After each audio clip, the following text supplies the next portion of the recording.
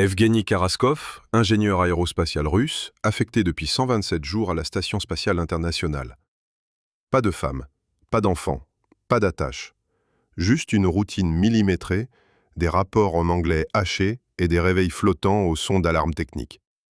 Ce matin-là, à 9h48 UTC, une micro-fuite est détectée sur un module secondaire. Rien de grave, une sortie extravéhiculaire standard. On l'équipe, il passe le SAS, il flotte, seul, attaché au bras robotisé, vue imprenable sur la Terre. Silence absolu, sauf son propre souffle dans la radio. Il effectue les manœuvres sans un mot. Mais quand vient le moment de rentrer, il désactive la liaison. Puis, il détache son harnais.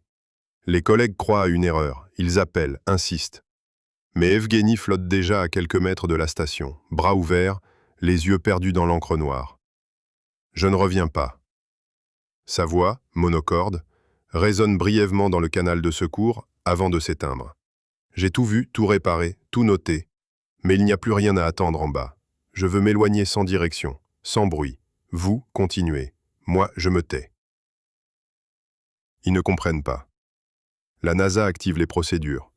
Roscosmos aussi. Mais il est déjà trop loin. Pas assez pour disparaître. Juste assez pour devenir une silhouette qui s'éloigne. Lentement, sans drame, sans cri. On essaye de le suivre à la caméra. On perd le signal au bout de 6 minutes. Le corps ne retombe pas. Il ne heurte rien. Il flotte perpétuellement. Certains disent que c'est un suicide, d'autres, un acte mystique. Un refus final de retomber. Mais parfois, lors de certaines orbites, quand la lumière rase les panneaux solaires, on croit apercevoir une forme blanche, minuscule, au loin. Toujours là, toujours calme. Il n'est pas mort, il s'est absenté.